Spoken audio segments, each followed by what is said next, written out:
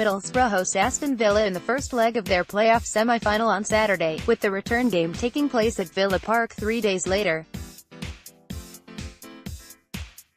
Chief sports writer Scott Wilson looks at 5 head-to-head battles that will play a key role in deciding who gets to Wembley Britt Assombalonga versus John Terry Tony Pulis. Biggest selection dilemma ahead of Saturday night relates to the identity of his lone centre-forward.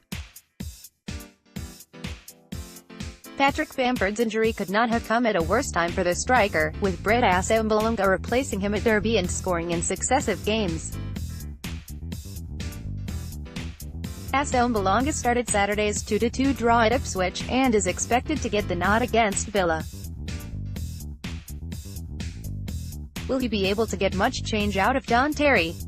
The former England centre-half started relatively slowly after moving to Villa Park last summer, and missed a huge chunk of the winter months after breaking his metatarsal. He returned to action in January though, and his central defensive partnership with James Chester has been a key factor in Villa's strong form in the second half of the campaign.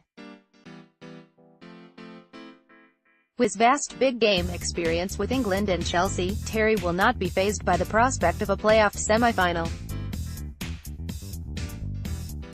Might his lack of mobility be a factor though, with Assombalonga sure to be keen to play on his shoulder in an attempt to make runs behind him?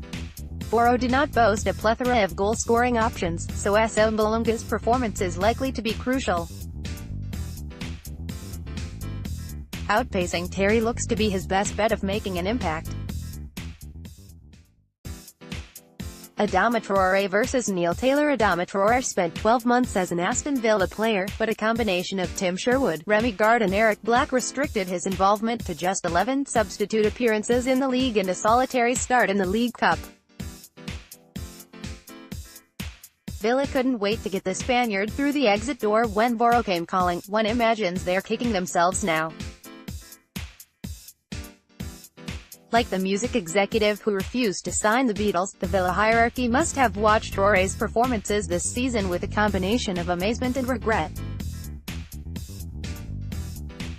Could Boro's wing-heeled winger be about to rub their faces in it once more? Traoré's performances under Pulis have been nothing short of sensational, and as stand-in Ipswich boss Brian Clough observed at the weekend, so much of Boro's game plan revolves around getting the ball to the 20-year-old. Seasoned fullback Neil Taylor will be charged with the task of halting him in his tracks, and it was surely telling that Steve Bruce opted to rest the Wales international at the weekend. Taylor is a highly rated performer. Newcastle United tried desperately to sign him while he was playing for Swansea, but he is about to encounter his toughest 2 tests of the season. Adam Clayton versus Jack Grealish. Jack Grealish is something of an enigma. When Villa were plummeting out of the Premier League, the 22-year-old midfielder was one of the few players to emerge with any credit. Indeed, for a while, he was being touted as a future superstar as England and the Republic of Ireland battled for his international signature. In the end, Grealish chose England, but his career has nosedived during Villa's time in the Championship, and he missed the first 4 months of the current campaign through injury. He is back in the side now though, and has gradually rediscovered the form that made him such a hot property a couple of years ago.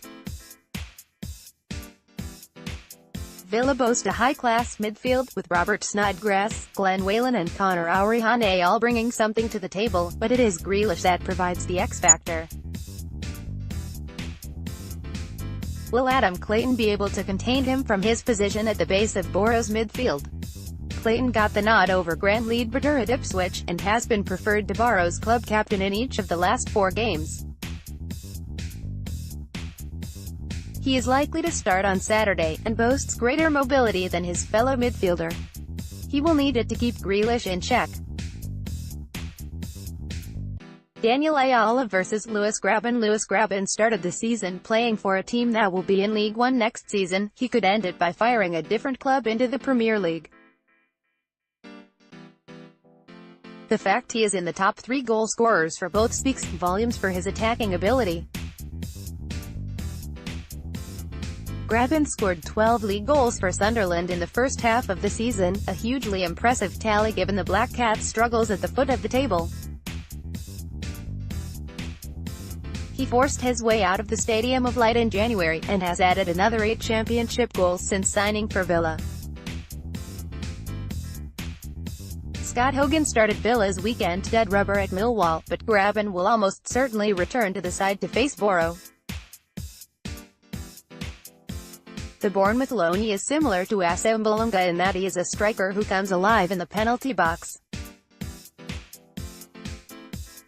Both Ben Gibson and Daniel Ayala will have to be fully switched on to ensure he is not afforded any room.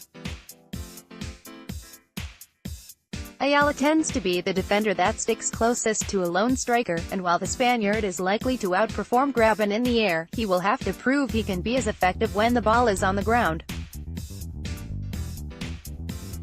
And if he can chip in with a goal at the other end, he really will have completed a good night's work. Tony Pulis vs Steve Bruce. The playoff semi-final will ultimately be settled by what happens on the pitch. But the input of the competing managers will nevertheless be crucial, with both boasting more than a decade of experience in the top 2 divisions. They have both been through high-pressure occasions like this countless times before. Pulis will not be deviating from the tactical template he has established since taking over at the Riverside in late December. Boro will play in a 4-1-4-1 formation, with Clayton likely to be the sitting midfielder. Mo Besic will be encouraged to push on from midfield, but Pulis' main priority on Saturday will be to keep things tight. Any kind of a lead will be a decent outcome to take to Villa. There is no away goals rule in the playoffs, so Bruce might well feel he does not have to force the issue on Saturday. Whelan and Snodgrass will almost certainly be instructed to sit, and Bruce will not be instructing his fullbacks to bomb on. That could well lead to a somewhat cagey affair, and if there are to be fireworks over the next 7 days, they are more likely to occur at Villa Park. On Saturday, the priority for both managers will be to remain in the tie.